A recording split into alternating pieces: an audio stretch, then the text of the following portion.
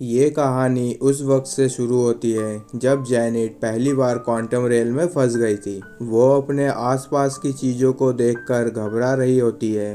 तभी कुछ क्रिएचर उनके ऊपर हमला कर देते हैं। वो उन क्रिएचर से बचने की कोशिश कर ही रही होती है कि उनको और एक आदमी दिखाई देता है जो उससे पूछ रहा था कि वो लोग कहाँ पर है। ये आदमी होता है कैन द कॉन्करर। अब ये कहानी शिफ्ट होकर हमारे हीरोज आंट मैन को देखते हैं।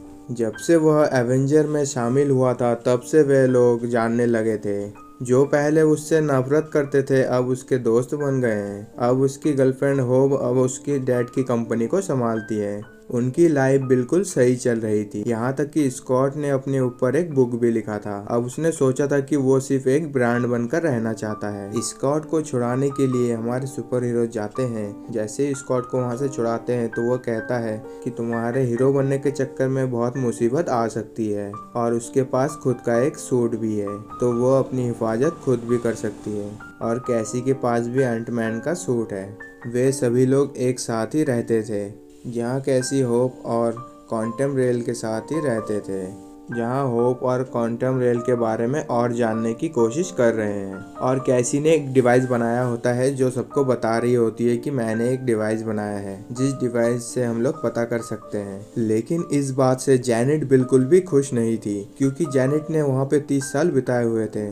तो जैनेट को पूरा मालूम था, उसने अपने 30 साल वहाँ पे बिताए थे और उसे पता था कि क्वांटम रेल कितना खतरनाक हो सकता है। लेकिन कैसी उनसे कहती है कि क्वांटम रेल के बारे में हमें जानने को मिलेगा। Ant Man and warship Quantumania भले ही उम्मीदवारों पर पूरी तरह से खरी नहीं उतर पाई है, लेकिन अगर आप लोग मार्वल के फ़ैन हैं तो आपको इसको देखना ही पड़ेगा। मार्वल यूनिवर्स में फिल्म एक दूसरे से जुड़ी हुई होती है, तो इस फिल्म की कहानी आखिर क्या है? आंट मैन क्वांटमेनिया के ऊपर ये कहानी सैन फ्रांसिस्को से शुरू होती है और आप देखते हैं कि स्कॉट लैंग पावर रोड यानी अब एक नॉर्मल लाइफ जी रहे होते हैं और उसके पास कुछ खास करने के लिए नहीं होता है। वो अपनी बेटी के साथ वक्त बिताता है। स्कॉट की बेटी कैसी लैंग कैथरीन न्यूटन अब बड़ी हो गई है और साइंस में काफ़ी तेज है। उसने भी पिता की तरह एंट मैन की सूट और साइंस का इस्तेमाल कर दिया है। हालांकि इस बीच वो कुछ ऐसी गड़बड़ कर देती है जिससे स्कॉट लैंग कैसी हो क्वालिंगी कवागेलिन लिंगी Hank Michael Douglas Janet quantum realm में पहुंच जाते हैं। क्वांटम रेल्स में मौजूद villain Kang the Conqueror Jonathan Majors क्या एंट मैन और उसकी टीम कॉन्ग को रोक पाएंगे? कॉन्ग कैसे बना है? कैसे वो क्वांटम रेल्स में फंसा? क्या है जैनेट का कॉन्ग से कनेक्शन? ऐसे ही कई सवालों के लिए आपको Ant Man the warship Quantumania देखनी होगी।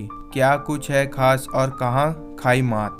Aunt Man the warship Quantumania के साथ मार्वल की फेज 5 से शुरू होती है। मार्वल की फेज 5 से शुरू की गई है। फिल्म का स्क्रीन प्ले जेफ लवनेस ने किया है, जो थोड़ा फीका साबित होता है। हालांकि बिल पोप की सिनेमाग्राफी बढ़िया है और बांधे रखने वाला म्यूजिक का क्रेडिट क्रिस्टोफी बैक की जाती है। क्रिस्टोफी बैक को जाता है। फिल्म की कहानी इस बार काफी सिंपल है, जो देशी दर्शकों के लिए अच्छी साबित होती है। यानी आपको बहुत ज्यादा दिमाग हिलाने की जरूरत नहीं है। फिल्म में एक बात जो काफी मजेदार है वो ये कि विलेन को दिखाने से पहले उसका कैरेक्टर बिल्ड किया गया है। वो बतौर दर्शक पसंद आता है। एंट मैन 3 एक विजुअल ट्रिक फिल्म है जो अब मार्वल फिल्मों के लिए आम बात हो गई है। हालांकि इससे पहले अच्छी विजुअल्स मास्टरपीस फिल्मों में भी देखी जा चुकी है, तो यहाँ एंट मैन 3 कमतौर साबित होती है। फिल्म का निर्देशन पीटर रीड ने किया है, जो इससे पहले Ant Man and the warship को भी निर्देशित कर चुके हैं। हालांकि पुराना जादू चलाने में वो इस बार पूरी तरह सफल नहीं दिखे हैं। फिल्म करीब 2 घंटे 3 मिनट की ये फिल्म जरा भी खींचने के लिए कोशिश नहीं की गई है,